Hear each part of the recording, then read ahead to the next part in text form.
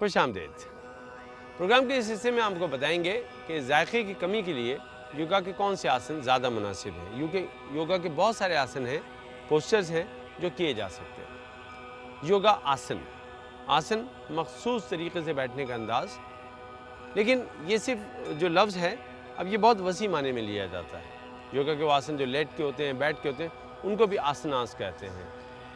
यानी आप कह सकते हैं योगा के अंदाज़।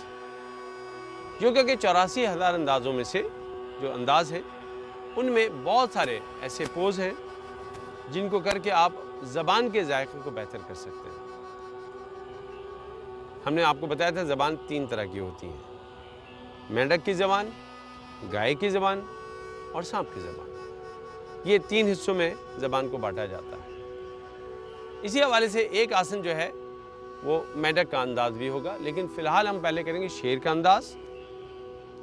योगा में शेर का अंदाज़ जो है उन लोगों के लिए ज़्यादा मुनासिब माना जाता है जो गले के अमराज में भी मुब्तला हों, जिन लोगों की स्टमरिंग हो, हकलाहट होती हो, बोलने में ज़रा हकलाहट होती हो, उनके लिए बहुत बढ़िया आसन है, वो कर सकते हैं। उसके बाद हम मंडोक आसन, मेंढक का अंदाज़ करेंगे, फिर मछली का अंदाज़ मस्ती आसना करेंगे और सर्वंग करेंगे, शोल्डर स्टैंड कैसे किया जाता है। तो आइए सबसे पहले आपको बहुत दिलचस्प, बहुत अच्छा आसन करके दिखाते हैं। और ये आसन जो है ज़बान के मामलात में बेहतरी लाने के लिए बहुत अच्छा है। सबसे पहले अपने आप को वज्रासन में बैठा लीजिए इस तरह। अगर आप वज्रासन में नहीं बैठ पाते और आपको इसमें दिक्कत हो रही है तो आप कुर्सी पे बैठ के भी इसको कर सकते हैं।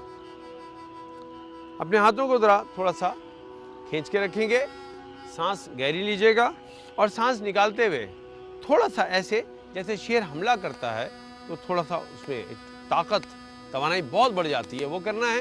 इस दौरान ज़बान को भी बाहर निकालना है, आंखों को भी फाड़ के रखना है, बहुत खुली रखनी है। बड़ा मज़ाक़ अंगेज़ सा लगेगा, लेकिन तबीब के लिए जब ये एहसास हो कि वो अपने किसी मरीज़ के लिए बेहतरी कर सकता है तो वो ये नहीं देखता कि वक्त क्या है, औकात कार क्या है, रात हो रही है, दिन है, क्या महसूस किया जाएगा। और वो समझता है कि इस बहाने अगर मरीज़ को करार आ जाए तो वो अपने आप को किसी भी रूप में ले जाता है। हम भी ऐसे ही करते हैं। शायद आपके चेहरे पे मुस्कुराहट आ जाए, लेकिन जहन में रखिएगा ये उन लोगों के लिए बहुत काम की चीज़ है जिनकी ज़बान का जायका ख़त्म हो चुका है और वो फीकी ज़िंदगी गुजार रहे हैं, टेस्टलेस ज़िंदगी गुजार रहे हैं। गहरी सांस ली और सांस निकालते हुए अपने हाथ को ना सिर्फ आगे किया बल्कि चेहरे को भी खोला और ज़बान बाहर निकाली।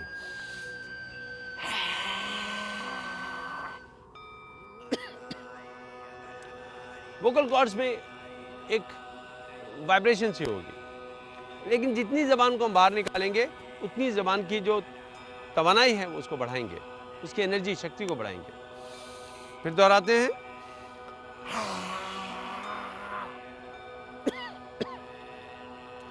हर मर्तबा आपको खांसी का सा एहसास होगा और ये याद रखिएगा कि हमने पहले जो है जीवन साधना किया है, यानी ज़बान साफ भी कर ली है और हमने जो है क्रिया भी कर ली है, हमने मुद्रा भी लगा लिया है, हमने शिताली भी कर ली है और बंद भी लगाया हुआ है।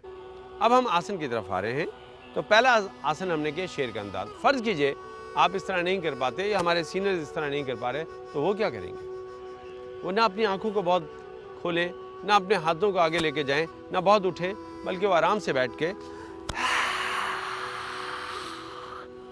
जितना ज़ोर से ज़बान को बाहर निकाल सकें। गो के ज़बान को पकड़ के भी बाहर निकाला जा सकता है, लेकिन आप शेर के अंदाज में इस तरह कर सकते हैं। ये सीनियर्स के लिए है और जो यंगस्टर हैं उनके लिए तो जो तरीका मैंने बताया था।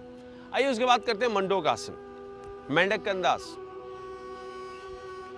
इस तरह बैठ जाइए, अपनी दोनों मुट्ठियों को इस तरह पेट के साथ लगा लीजिए, गहरी सांस लीजिए और सांस निकालते हुए झुकते जाएं और अपने चेहरे को उठा के ऊपर रखें।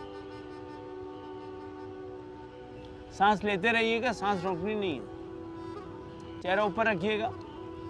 मंडोक आसन खास तौर से मखसूस अंदाज में शुगर के मरीजों के लिए बहुत अच्छा है।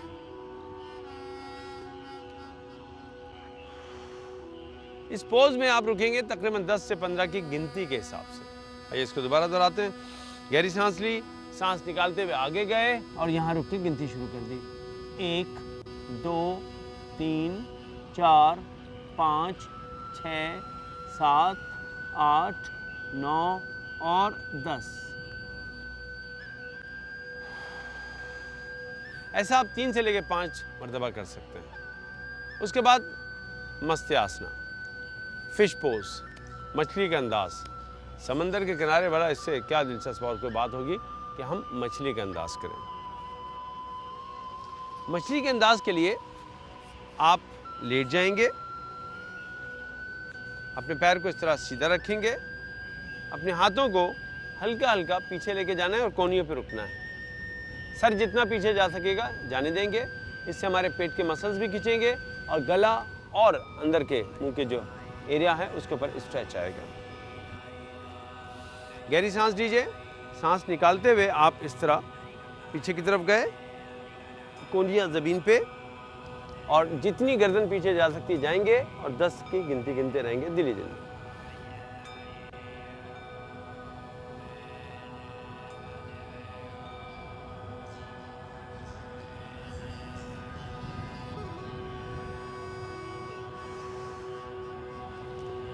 फिर बैठ जाएंगे।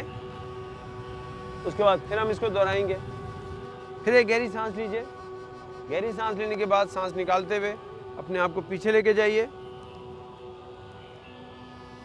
अपने आप को और ज़्यादा पीछे की तरफ लेके जाएं।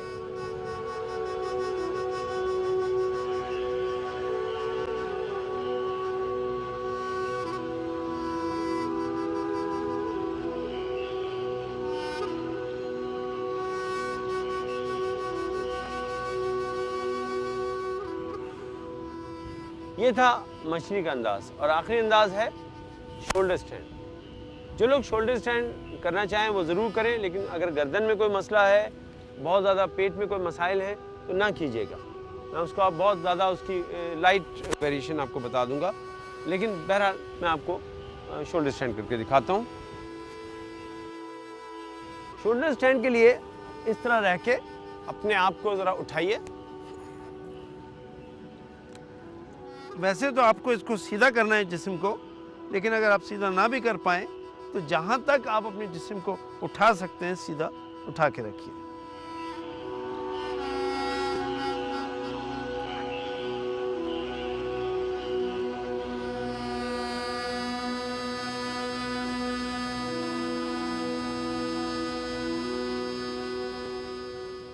ख़ास तौर से इसमें क्योंकि बड़ा हसास रहना पड़ता है लिबास के हवाले से, तो आप बहुत आहिस्ती से कीजिएगा। इसमें जालिंदर बंद लग जाए तो बहुत अच्छी बात है, हमने थोड़ी प्रैक्टिस भी उसकी की हुई है। लेकिन जो लोग इसको नहीं कर पा रहे वो लाइट अंदाज में भी अपने आप को कर सकते हैं। एक्स्ट्रा एक मैं आपको आसन बता सकता हूँ जो आप लोग नहीं करना चाहते अगर शोल्डर स्टैंड, तो आप ब्रिज पोज कर सकते हैं। बंधा यहाँ से आप इस तरह आराम से आसन लगा सकते हैं। इसको सेतु बंधा कहते हैं, ब्रिज पोज।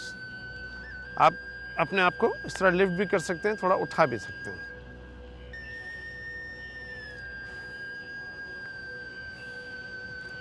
लेकिन यहाँ से आप आराम से बहुत लाइट अंदाज में इस पोज को कर सकते हैं। और दोनों पद अगर आप करना चाहें तो ये बहुत दिलकश पोज होंगे जो कि आपके लिए फ़ायदेमंद बन जाएंगे।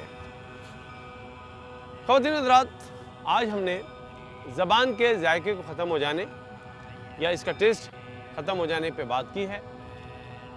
ये तकरीबन 2000 में से किसी एक शख्स को ऐसा महसूस होता है।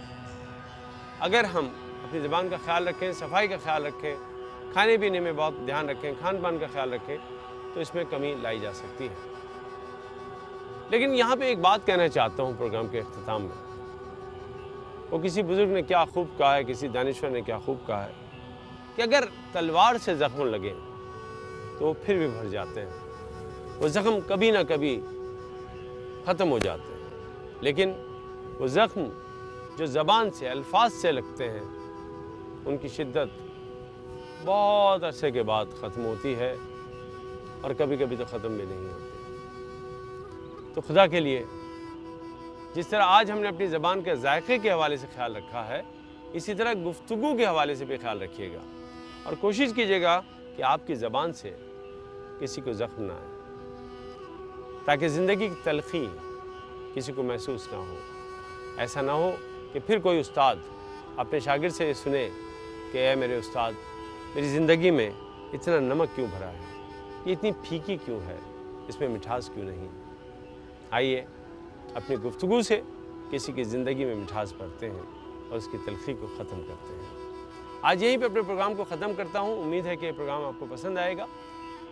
आपकी कोई राय हो तो हम उसके लिए हमेशा हाजिर हैं, खुशामदीद कहेंगे और ये भी चाहेंगे कि अगर कोई और मौज़ूआत पे आप चाहते हैं कि योग के हवाले से हम बात करें, योगा और आपकी सेहत, यानी सेहत के हवाले से योग आपको जो बताता है योगा और सेहत के हवाले से, उसमें आप हमारी क्या रहनुमाई कर सकते हैं, ज़रूर बताइएगा, हमेशा इंतज़ार रहेगा।